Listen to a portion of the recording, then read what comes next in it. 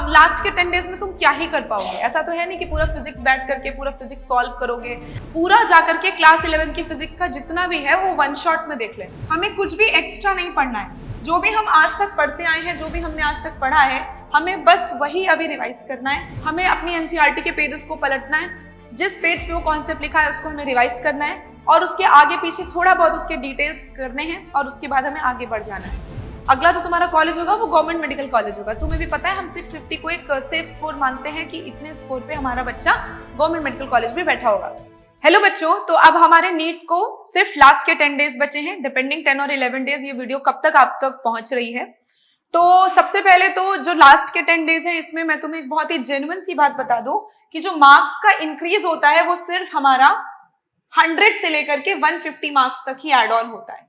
मतलब अभी तुम्हारे जितने भी मार्क्स आ रहे हैं उसमें हम 100 से 150 मार्क्स हैं जिनको हम ऐड कर सकते हैं। वो 100 से 150 मार्क्स ही तुम्हारे लास्ट के 10 डेज में ऐड ऑन हो सकते हैं। इससे ज्यादा ये मैक्सिमम मार्क्स है जो ऐड हो सकते हैं, इससे ज्यादा ऐड ऑन नहीं हो सकते।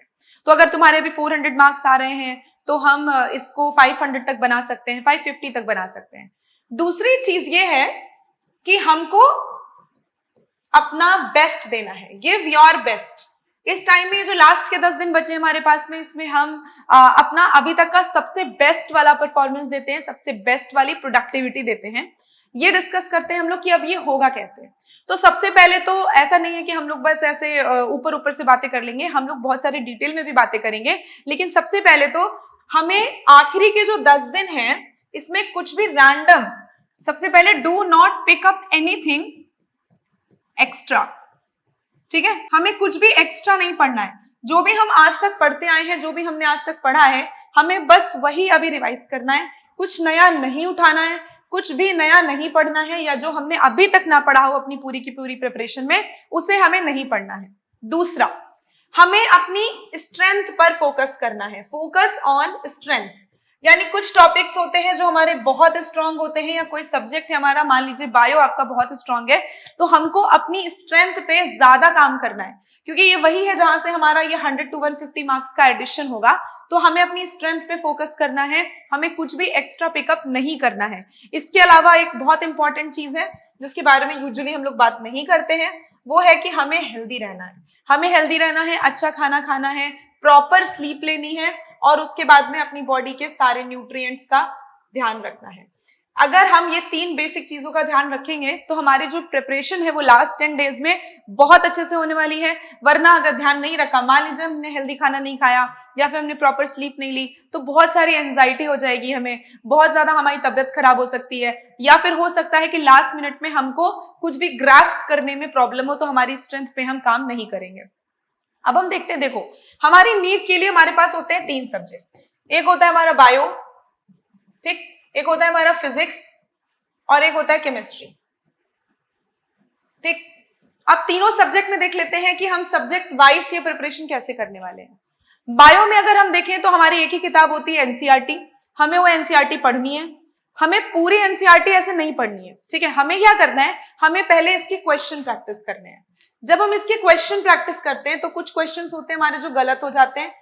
इनफैक्ट हमें उसका कॉन्सेप्ट भी पता होगा फिर भी वो हमसे गलत हो जाते हैं।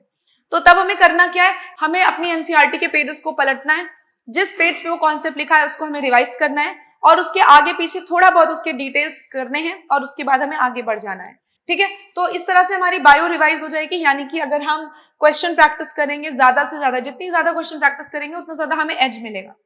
फिर उसके बाद आती है बात फिजिक्स की। देखो फिजिक्स में हमारे पास में एक ही चीज है, सारे फॉर्मूलेस को रट लो, सारे फॉर्मूले की एक शीट बना लो। इस फॉर्मूला शीट बनाने के बाद में फिर बैठो क्वेश्चन करने। जब फॉर्मूला शीट बन के तैयार हो जाए तो अपने सामने वो फॉर्मूला शीट रखो और उसके बाद में क्वेश्चंस प्रिपेयर करते रहो। बहुत सारे क्वेश्चन सॉल्व करो, जितने ज्यादा क्वेश्चन सॉल्व करोगे उतना ज्यादा तुमको बढ़िया से इस पे एज मिलेगा। फिर हम आते हैं केमिस्ट्री में।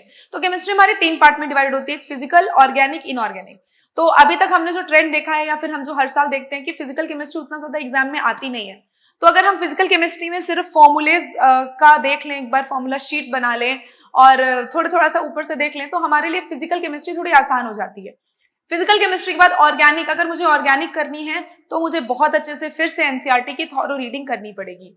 तो यहाँ पर भी हम वही अपना बायो वाला फॉर्मूला अपनाएंगे। हम क्या करेंगे, क्वेश्चन करेंगे, जो क्वेश्चन हमें फंसेगा वो क्वेश्चन हम जाके डायरेक्ट एनसीईआरटी से देखेंगे और उसके ऊपर की 2 लाइनें, नीचे की 2 लाइनें, जो कॉन्सेप्ट उससे रिलेटेड है वो हम कर लेंगे, वहां से पढ़ लेंगे और उसके बाद में उसी कॉन्सेप्ट से रिलेटेड 2-3 सवाल कर लेंगे। अगर हम बात करें इनऑर्गेनिक केमिस्ट्री की, तो जो भी हमारे ग्रुप्स हैं, जो भी हमारी फैमिलीज हैं, उनको हम एक बार जनरल कैरेक्टरिस्टिक ऐसे ऊपर ऊपर से देख लेंगे और बाकी हम क्वेश्चन प्रैक्टिस करेंगे। जो क्वेश्चन गलत होगा, मान लीजिए किसी ग्रुप से क्वेश्चन गलत हो गया, तो उस ग्रुप का उठा करके हम पूरा का पूरा एक बार जनरल कैरेक्टरिस्टिक देख लेते हैं। अब यहाँ पर क्या है, ये हमारी है कॉमन प्रिपरेशन जो हर बच्चे को करनी है। इसके अलावा देखो, ये तो मैंने सब्जेक्ट वाइज तुम्हें बता दिया कि रिविजन कैसे करना है। इसके अलावा इसमें एक बात तुम्हें और याद रखनी है कि यहाँ पे हमें डेली, ठीक है, इस बात को बहुत ध्यान रखना, हमें डेली एक क्वेश्चन पेपर सॉल्व करना है या डेली एक मॉक देना है।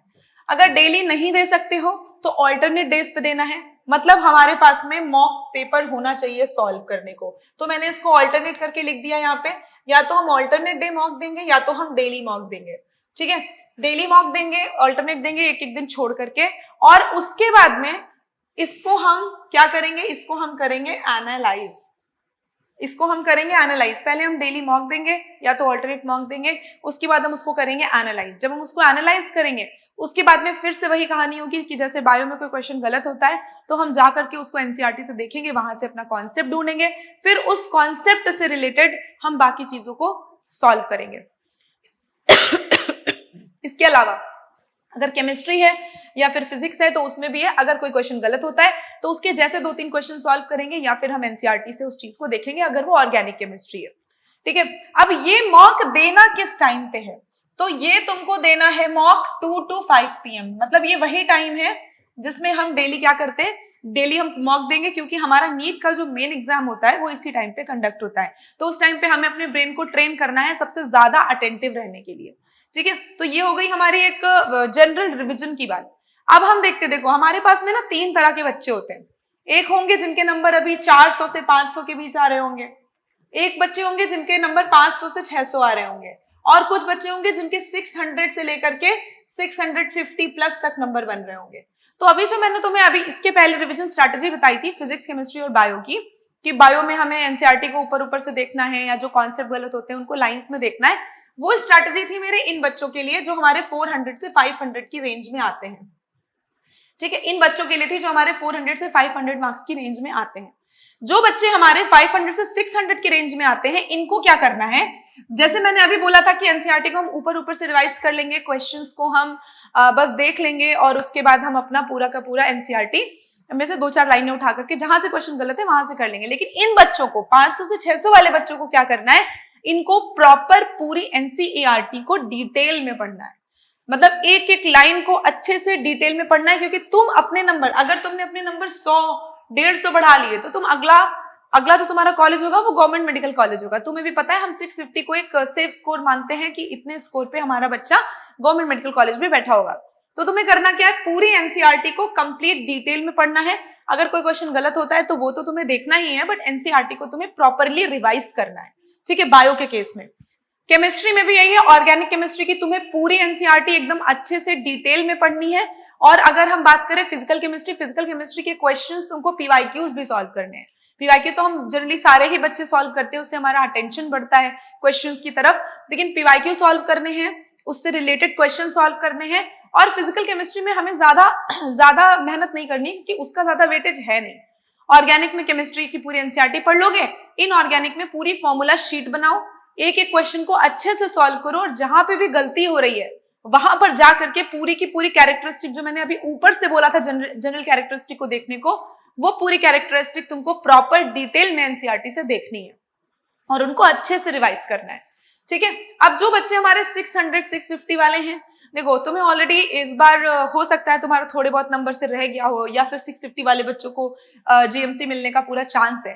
तुमको क्या करना है, तुमको बहुत सारे मॉक टेस्ट लगाने हैं। तुम्हें डेली टेस्ट देना है, डेली 3 घंटे का प्रॉपर टेस्ट, उसकी प्रॉपर एनालिसिस करनी है, और जो भी तुम्हारे डायग्राम्स हैं, जो भी तुम्हारे एमसीक्यूज हैं, पीवाईक्यूज हैं, वो सारे के सारे तुम्हें सॉल्व करने हैं।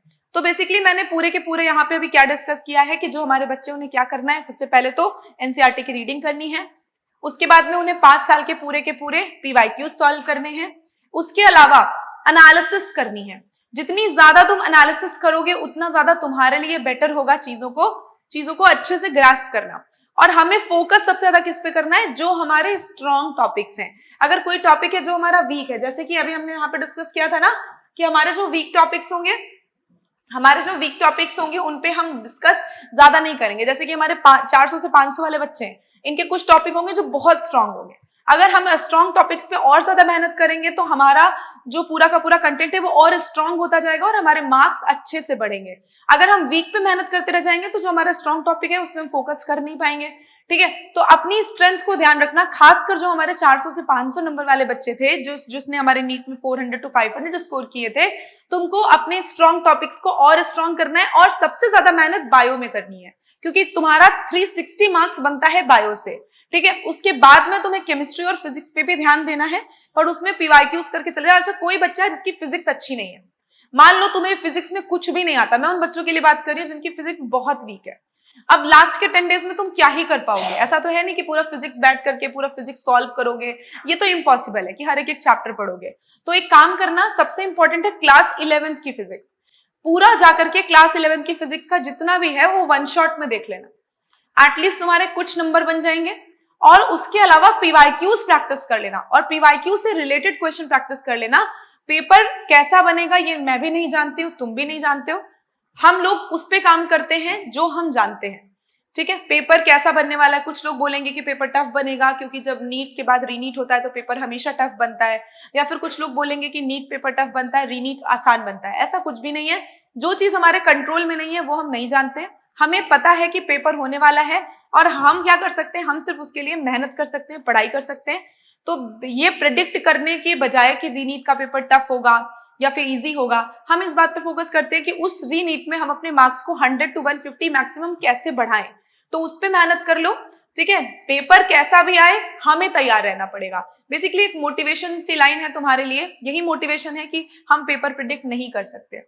और कुछ बच्चे ऐसे होंगे जिनका 10-15 नंबर से इस बार जीएमसी रह गया होगा, हो सकता है कुछ बच्चे जिनके 634 आए हो, तो उनके लिए बेस्ट चांस, एक अच्छा मौका है। अच्छा 15, 20, 25 नंबर बढ़ा लेने का, 25 नंबर 50 नंबर बढ़ाएंगे तो उनको जीएमसी मिल जाएगा।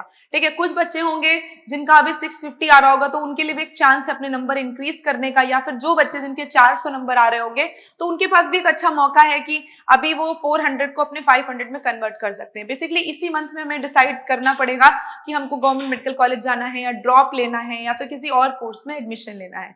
तब तक के लिए थैंक यू सो मच, मिलते हैं नेक्स्ट टाइम।